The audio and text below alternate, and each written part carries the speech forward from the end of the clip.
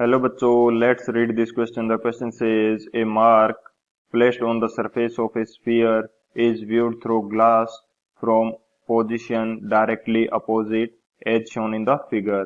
The diameter of the sphere is 30 cm and refractive index of glass is 1.5.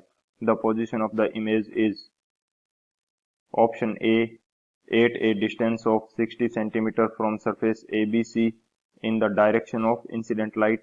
Option B at a distance of 60 cm from the surface ABC opposite to the direction of incident light. C option at a distance of 30 cm from the surface AOC opposite to the direction of incident light on ABC. And option D both B and C.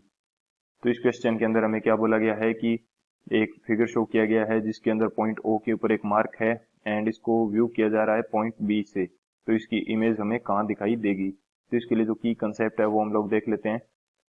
बात करी जाए यदि की concept की, तो की concept हमारे पास क्या हो जाएगा इस क्वेश्चन के लिए। की कंसेप्ट हमारे पास हो जाएगा refraction from A spherical surface.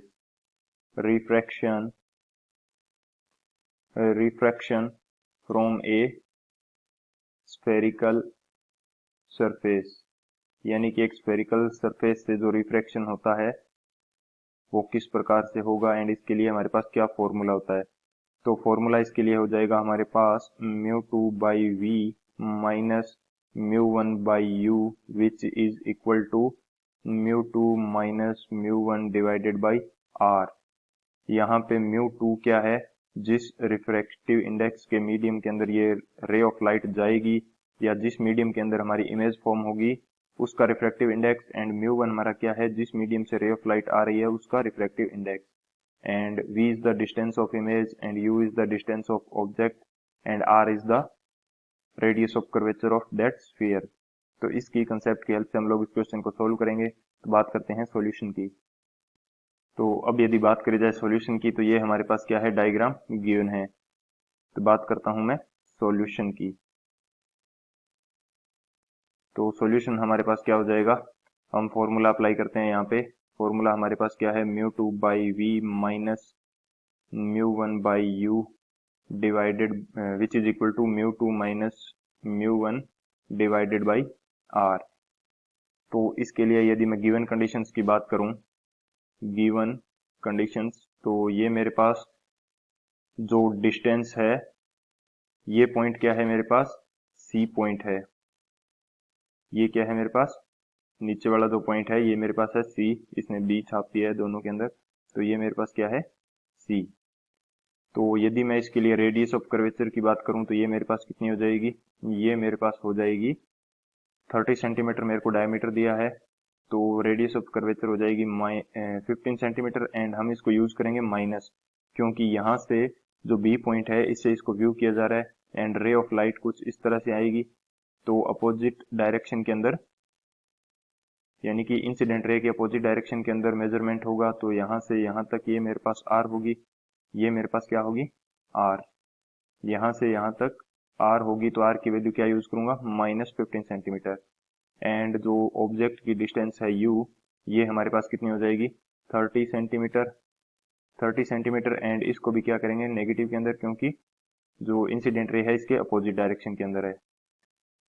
बात करें यदि μ2 की, तो μ2 हमारे पास क्या हो जाएगा, μ2 हमारे पास हो जाएगा 1, क्योंकि जो इमेज फॉर्मेशन होगा वो एयर के अंदर होगा।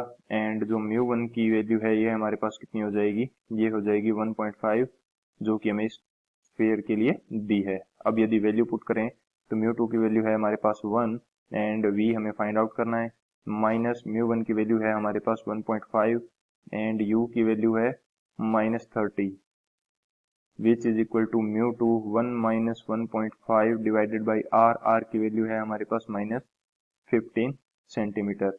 जब इसको सॉल्व करेंगे तो हमारे पास 1/v की वैल्यू क्या आ जाएगी, विच इज इक्वल टू 1/v किसके इक्वल हो जाएगा हमारे पास, तो इसको सॉल्व करेंगे तो ये हमारे पास आ जाएगा 0.5 डिवाइडेड बाई 15 एंड ये इधर आके u वाली जो वैल्यू है ये इधर आके हमारे पास क्या हो जाएगी -1.5 डिवाइडेड बाई 30, जब हम इसको सॉल्व करेंगे तो v की वैल्यू हमारे पास क्या आ जाएगी, -60 सेंटीमीटर।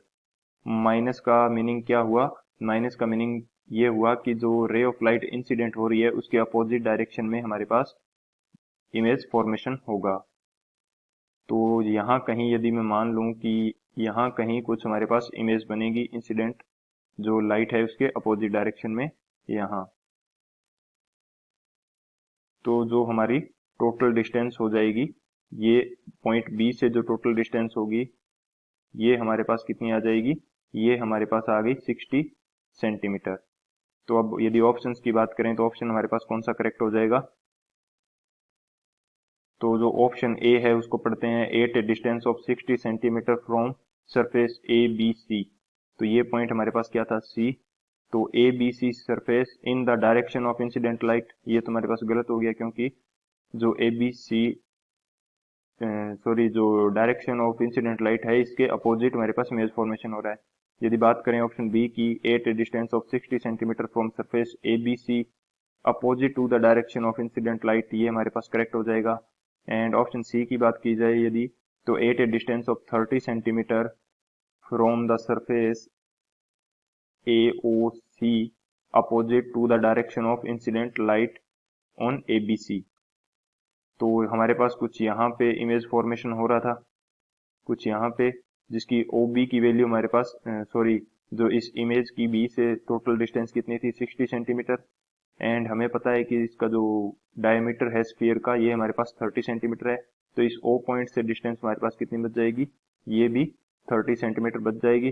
तो ऑप्शन जो सी है ये भी हमारा करेक्ट हो जाएगा। एंड फोर्थ ऑप्शन के अंदर हमें दिया है बोथ बी एंड सी, तो हमारा जो डी ऑप्शन है ये हमारा करेक्ट हो जाएगा। So option D is the final answer. I hope you understood it well. Best of luck. Thank you.